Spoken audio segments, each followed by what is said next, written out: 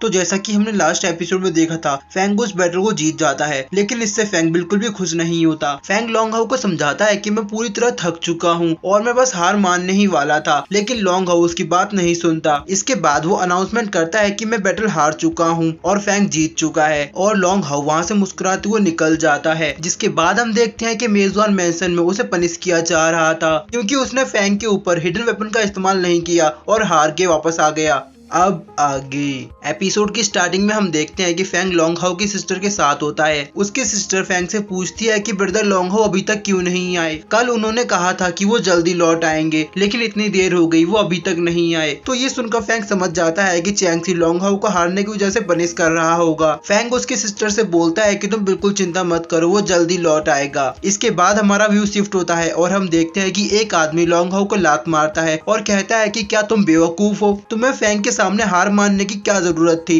तुम्हारे पास hidden weapon था, तुम्हें उसका इस्तेमाल करना चाहिए था। तुम्हें पता है तुम्हारी वजह से हमारे मेजबान मैंसन का नाम कितना खराब हुआ है। वो आदमी लॉन्ग हाउ से कहता है कि मुझे सच बताओ, तुमने उसके सामने हार क्यों मानी। तो लॉन्ग हाउ उसकी बात का कोई जवाब नहीं देता। तो वो आदमी बोलता है कि मुझे बताओ, नहीं तो मैं तुम्हारी जान कैसे बचा पाऊंगा। लॉन्ग हाउ बताता है कि मेरी मदर को बहुत ही सीरियस बीमारी है जिसका दुनिया में कोई भी इलाज नहीं है और वो केवल अभी तक रिवाइवल मेडिसिन से जिंदा है, और ये मेडिसिन बहुत ही महंगी आती है। अगर ब्रदर फैंग ने हमारी हेल्प ना की होती तो शायद अभी तक मेरी मॉम जिंदा नहीं होती। अब आप ही बताइए कि भला मैं इतने अच्छे व्यक्ति को कैसे मार सकता हूँ। उसने ना केवल मेरी बल्कि मेरी सिस्टर की भी जान बचाई है। मुझ पर उसके बहुत सारे एहसान हैं। वो मुझ पर आंख बंद करके भरोसा करता है। मैं उसे धोखा देने के बारे में सोच भी नहीं सकता। आपको शायद ही नहीं पता होगा कि वो आज का मैच हारने के लिए ही आया था और मैंने ये चीज शुरू में ही नोटिस कर ली थी। अब आप ही बताइए कि भला मैं इतने अच्छे इंसान के साथ गलत कैसे कर सकता हूँ। लॉन्ग हाउ की बात सुनकर वो आदमी बोलता है कि तुम्हें फ्यूचर में फैंग के मामलों से दूर ही रहना चाहिए। लेकिन तभी उनके पीछे से चैंगसी आता है। चैंगसी उनकी बातें सुनकर तालियां बजाता है और कहता है कि बहुत बढ़िया, तुम लोग मेरे साथ विलन गेम खेलने की कोशिश कर रहे हो। लगता है कि तुमने अपने गुरु के प्रति निष्ठा छोड़ दी है। तो लॉन्ग हाउ बोलता है कि ऐसा नहीं है। तो चैंगसी उससे बोलता है कि चलो ठीक है, मैं तुम्हें तुम्हारी वफादारी साबित करने का एक और मौका देता हूँ। तो लॉन्ग हाउ बोलता है कि अगर आप फैंग को कुछ ना करें तो मैं आपके लिए आग और पानी से भी गुजर सकता हूँ। इसके बाद हमारा व्यू शिफ्ट होता है और हम देखते हैं कि फैंग अभी भी लॉन्ग हाउ के सिस्टर के साथ मार्केट में घूम रहा था। तभी उनकी नजर वहाँ पर एक जेड स्टोन की दुकान पर जाती है। दुकान का ओनर उन लोगों को बताता है कि हमारे जेड स्टोन आपकी रक्षा करते हैं। अगर आप इस जेड स्टोन को अपने पास रखते हैं तो आपको कुछ नहीं होगा। तो ये सुनकर सियाओ यू बोलती है कि मुझे अपने बड़े भाई के लिए एक चाहिए। इसके बाद हमारा व्यू शिफ्ट होता है और हम फिर से लॉन्ग हाउ को देखते हैं। लॉन्ग हाउ चैंगसी से बोलता है कि मैं अपनी वफादारी साबित करने के लिए अपनी जान भी दे सकता हूँ, लेकिन अगर मेरी मौत हो जाए तो प्लीज मेरे परिवार वालों को ये बात बता देना। इसके बाद लॉन्ग हाउ वहाँ पर रखे वेपन्स के पास जाता है, जिनमें से वो एक स्वॉर्ड को उठाता है। उसको देखकर वो आदमी बोलता है कि तुम ये क्या कर रहे हो।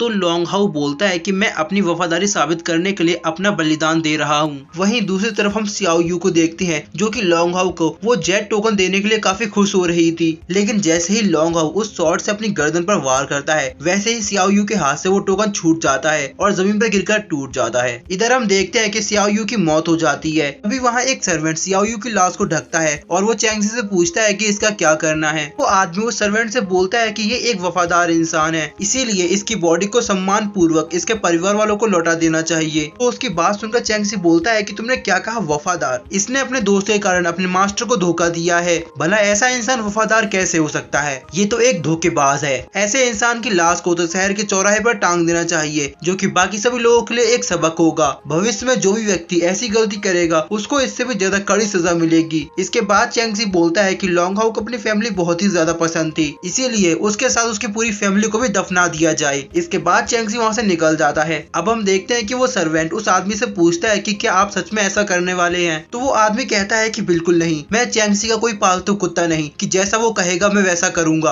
हालांकि मेरे पास अभी कोई रास्ता नहीं, लेकिन मैं लॉन्ग हाउ के परिवार वालों को बचा सकता हूँ। कहता है कि तुम अभी ये खबर उसके घर वालों को दे आओ और उनसे कहना कि वो जल्द से जल्द योंगचेन सिटी को छोड़कर चले जाएं। इसके बाद हमारा व्यू शिफ्ट होता है और हम सियाओ यू को देखते हैं, जो कि जेट टोकन टूटने की वजह से रो रही थी। तो फैंग उसको शांत करता है और वो कहता है कि कुछ नहीं हुआ, हम दूसरा टोकन ले लेंगे। लेकिन तभी जनरल वहाँ पर भागते हुए आते हैं। जनरल को इतना घबराया हुआ देख फैंग उससे पूछता है कि क्या हुआ। तो जनरल फैंग को लॉन्ग हाउ के बारे में बता देते हैं। तो लॉन्ग हाउ की मौत के बारे में सुनकर फैंग काफी शॉक हो जाता है। इसके बाद हमारा व्यू शिफ्ट होता है और हम देखते हैं कि लॉन्ग हाउ की बॉडी को सिटी के गेट पर टांगा गया था। तभी एक सोल्जर वहाँ सभी को बताता है कि इस आदमी ने अपने दोस्त के साथ मिलकर मास्टर को धोखा देने की कोशिश की। ये एक देशद्रोही था, इसीलिए इसको इसकी सजा मिली और आगे जो कोई भी ऐसा करेगा उसको इससे भी ज्यादा कड़ी सजा मिलेगी। ये आदमी आप सभी के लिए एक एग्जाम्पल है, आपको इससे सीख लेनी चाहिए। लॉन्ग हाउ के बारे में ये सब सुनकर वहाँ खड़े सभी लोग लॉन्ग हाउ की बुराई करने लगते हैं और वो कहते हैं कि ये तो बहुत ही बुरा व्यक्ति था, आखिर ये अपने ही मास्टर को धोखा कैसे दे सकता है। अभी हम वहाँ पर मिस जोई को देखते हैं। इसके बाद हमारा व्यू शिफ्ट होता है और हम देखते हैं कि फैंग लॉन्ग हाउ की बॉडी को देखने के लिए वहाँ पर आता है। लॉन्ग हाउ की बॉडी को सिटी के गेट पर लटका देखकर फैंग को काफी गुस्सा आता है, लेकिन तभी उसकी नजर सियाओ यू पर जाती है। सियाओ यू अपने भाई को देखकर रो रही थी। वो बोलती है कि ये मेरे भाई नहीं हो सकते, उन्होंने मुझसे वादा किया था कि वो एक बड़ा घर लेंगे, माँ का इलाज कराएंगे और हम सब हमेशा साथ साथ रहा करेंगे। ये सब बोलते हुए सियाओ यू बहुत ही ज्यादा रो रही थी। सियाओ यू को इस तरह रोता देख फैंग को काफी गुस्सा आता है और वो चैंग से लड़ने के लिए जाने लगता है, लेकिन तभी जनरल उसको रोकते हैं और वो कहते हैं कि तुम ये क्या कर रहे हो, इस तरह सभी के सामने जाकर उसके फैसले का विरोध करोगे तो ये दो फैमिली के बीच संबंधों को बिगाड़ सकता है, क्योंकि अभी तुम प्रिंसेस की फैमिली को रिप्रेजेंट कर रहे हो, इसलिए तुम इतने लापरवाह मत बनो। अभी वहाँ पर मिस जोई आती है और वो कहती है कि इस सब की वजह तुम हो। तो फैंग बोलता है कि बैटल के दौरान लॉन्ग हाउ ने पूरे टाइम अपने दूसरे हाथ को पकड़ा हुआ था। तो मिस जोई बताती है कि उसके हाथ में एक हिडन वेपन था जिसका इस्तेमाल करके वो तुम्हें बैटल के बीच मारना चाहता था। तो ये सुनकर सियाओ यू को गुस्सा आता है और वो कहती है कि तुम झूठ बोल रही हो, मेरा भाई कभी भी ऐसा नहीं करेगा।